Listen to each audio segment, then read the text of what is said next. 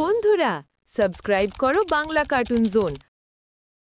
বন্ধুরা আজকের গল্পটি শুনবে? আজকের গল্পটি হল ধানক্ষেতে সোনালি স্বপ্ন বোনা। পূর্ব আকাশে সূর্যটা উঠতে শুরু করেছে। গ্রামের চারপাশে পাখির ডাক। হাশেম আলী তার খালি পায়ের নিচে কাদামাটি অনুভব করছিলেন। তার ফসলের জমির দিকে হাঁটছিলেন, জমিতে গাছের গুঁড়ি পরিষ্কার করার জন্য। ঘরে রেখে এসেছেন তার স্ত্রী আর 2 সন্তানকে। 3 বিঘা জমি, সেটুকুই তার স্বপ্ন, জীবিকা আর ভরসা। এবার ভালো ফলন হলে হয়তো ঘরের টিনটা পাল্টানো যাবে।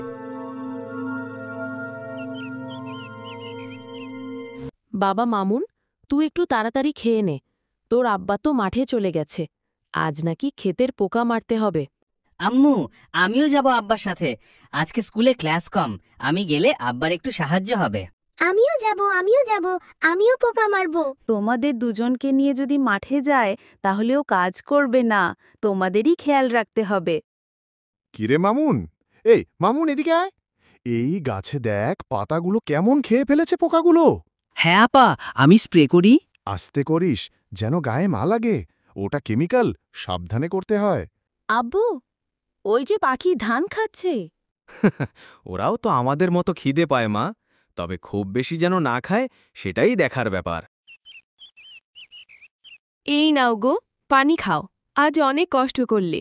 শোনো মামুন মিম, তোমরা থাকলে তোমার আব্বার অনেক উপকার হয়। আমি বড় হয়ে আব্বুর মতো কৃষক হব। আর কৃষক মানেই তো দেশের বীর।